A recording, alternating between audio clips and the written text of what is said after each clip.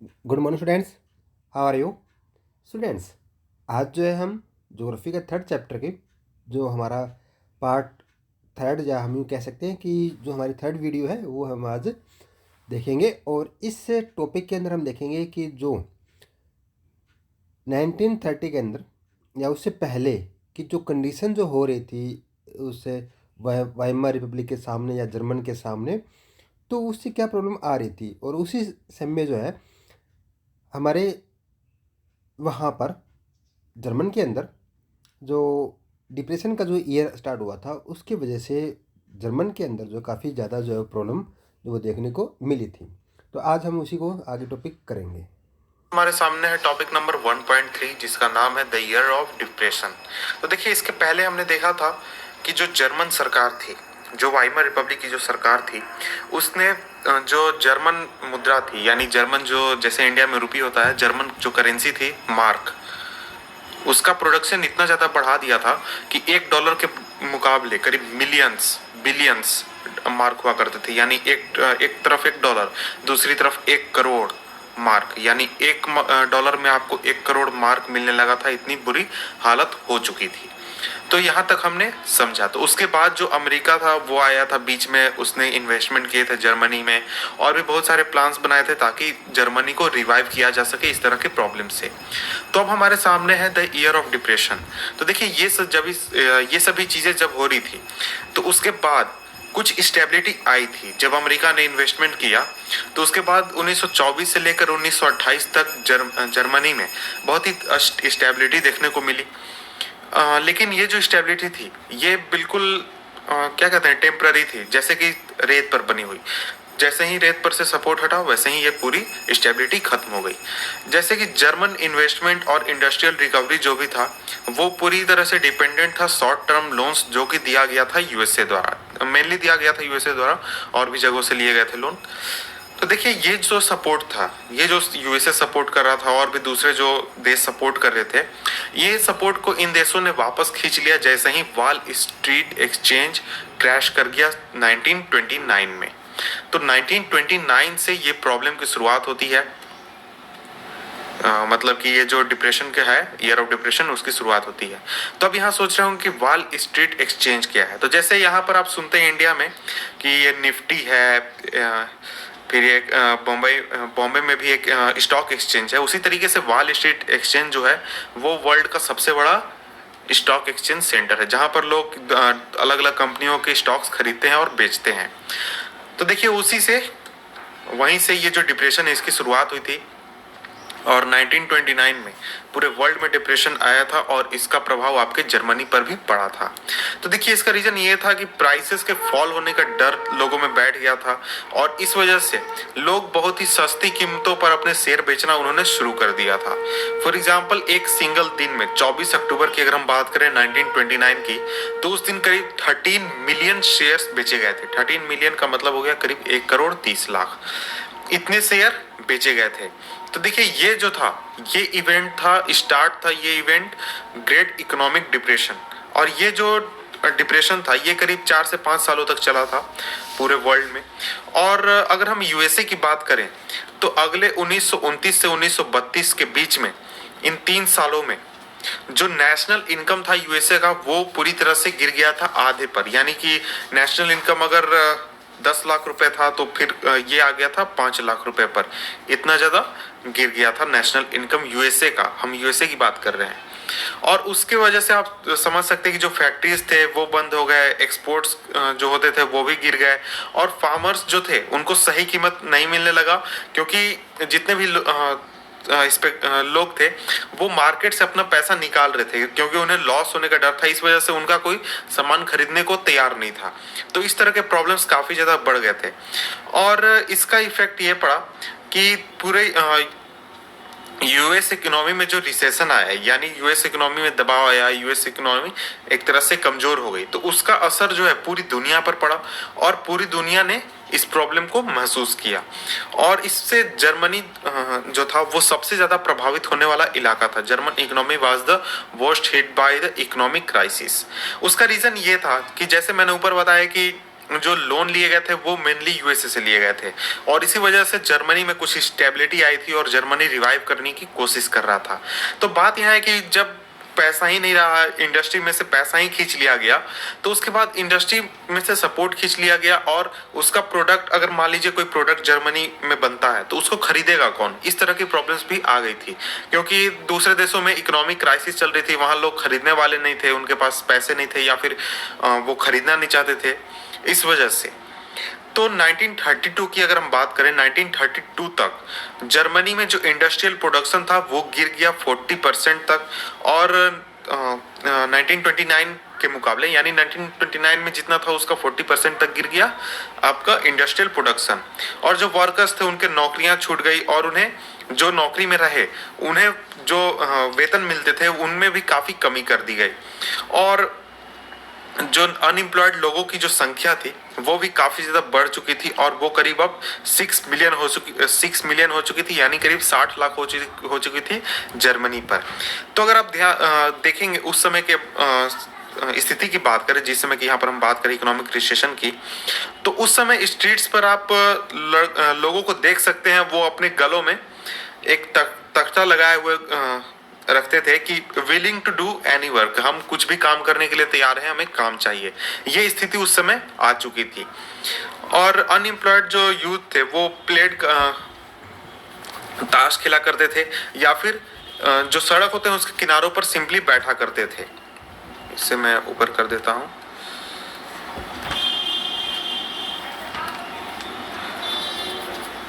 बैठा करते थे, और या फिर डेस्परेटली वो लाइन लगाए हुए थे लोकल एम्प्लॉयमेंट एक्सचेंज पर, जहां पर लोगों को नौकरियां के लिए रखा जाता है। तो ये स्थिति उस समय हो चुकी थी, लोगों के पास करने के लिए कुछ काम नहीं था, और ज़्यादातर जो मजदूर वर्ग था या फिर कोई काम करने वाले लोग थे वो इस वजह से काफ़ी ज़्यादा परेशान थे। तो जैसे जैसे जॉब्स की संख्या घटने लगी और लोग अनएम्प्लॉयड होने लगे, तो जो यूथ लोग थे, यानी जो नौजवान लोग थे, उन्होंने क्रिमिनल एक्टिविटीज की ओर अपना रुख किया और उसी से कुछ पैसे कमाने की कोशिश की, और इस तरह की परेशानी काफी ज्यादा बढ़ चुकी थी। और इसके बाद आगे बढ़ते हैं, नेक्स्ट पैराग्राफ हम देखते हैं।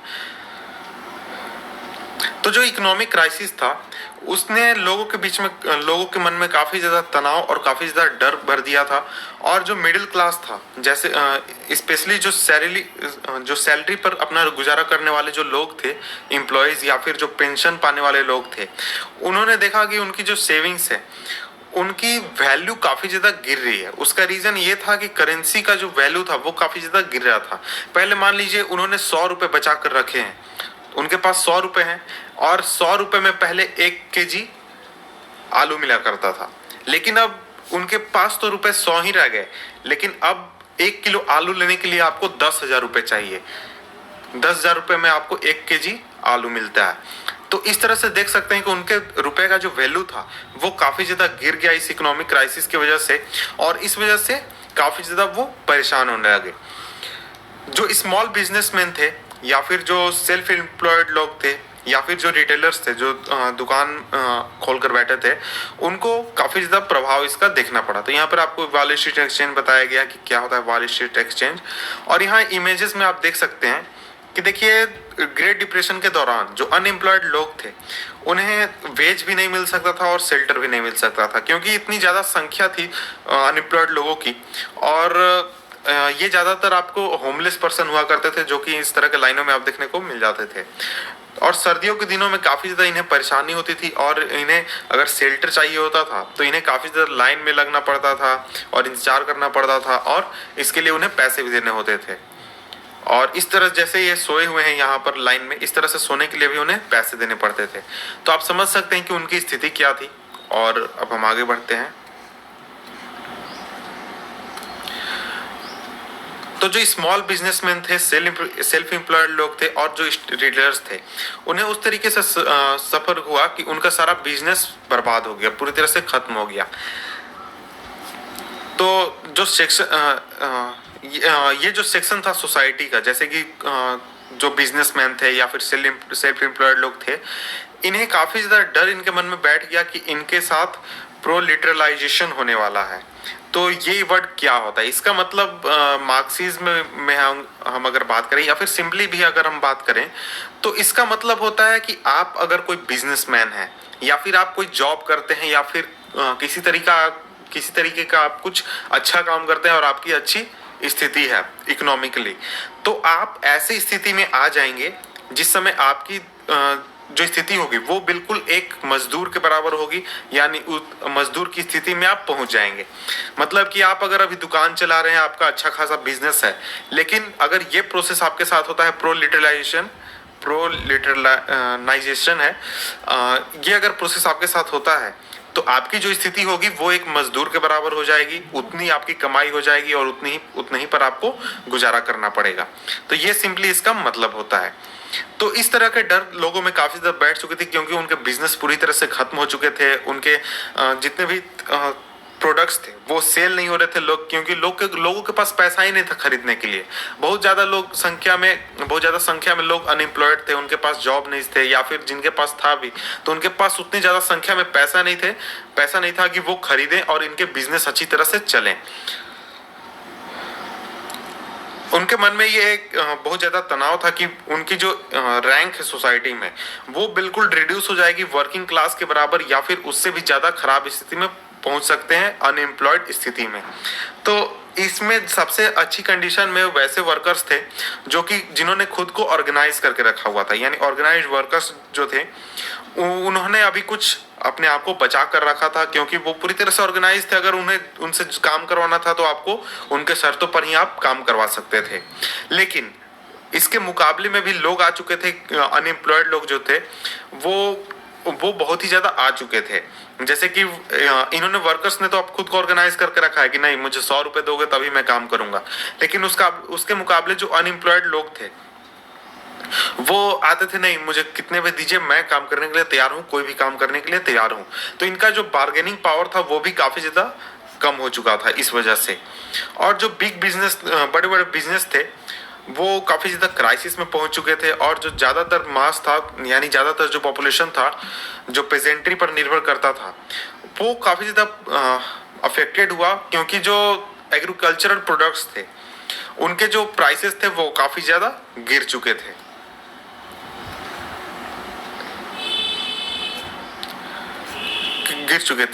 और इस वजह से जो वुमेन्स थी वो अपने बच्चों को भरपेट खाना खिलाने के लिए भी पॉसिबल नहीं था उनके लिए कि वो अपने बच्चों को भरपेट खाना खिला पाए, और उन्हें काफी ज्यादा परेशानी इस वजह से झेलनी पड़ रही थी। और अगर हम पॉलिटिकली बात करें यानी पॉलिटिक्स की बात करें तो जो वाइमर रिपब्लिक था वो काफी ज्यादा कमजोर था। और अगर हम वाइमर कॉन्स्टिट्यूशन की बात करें यानी जो डेमोक्रेटिक कॉन्स्टिट्यूशन बनाया गया था उसमें भी कई तरह की परेशानियां थी, कई तरह की खामियां थी। जैसे कि अगर हम बात करें तो प्रोपोर्शनल रिप्रेजेंटेशन का सिस्टम था वहां पर। तो अब ये प्रोपोर्शनल रिप्रेजेंटेशन क्या होता है, तो जैसे इंडिया में हम देखते हैं कि अगर कोई पार्टी पूरे असेंबली में से आधी सीट जीत जाती है तो वो पावर में आ जाती है, उसका रूल हो जाता है। लेकिन वहां पर वैसा नहीं था। जर्मनी में जो वाइमर रिपब्लिक बनाया गया था उसमें जिस पार्टी को जितना परसेंट वोट मिलता था उतना परसेंट उसे सीट असेंबली में मिलता था। फॉर एग्जाम्पल अगर कोई पार्टी 40% वोट लाती है तो उसे 40% सीट ही मिलेंगे, यानी 100 अगर सीट है तो उसमें से 40 सीट ही मिलेंगे। कोई पार्टी 10% वोट लाती है तो उसे 10 सीट मिलेगा। कोई पार्टी अगर 30% वोट लाती है तो उसे 30 सीट्स मिलेंगे आउट ऑफ 100। तो इस तरह से आप देख सकते हैं कि प्रोपोर्शनल रिप्रेजेंटेशन वहां पर किया गया था। और इस वजह से परेशानी ये होती थी कि अगर कोई पार्टी 40% भी वोट लाती है तो उसे इस 10% पार्टी के साथ कोलिशन करना पड़ेगा, तब जाकर वो गवर्नमेंट बना सकती है 50% अपने कोटा को पूरा करने के लिए। और अगर आप सिविक्स पढ़ेंगे तो उसमें आपको ये चीज देखने को मिलेगी।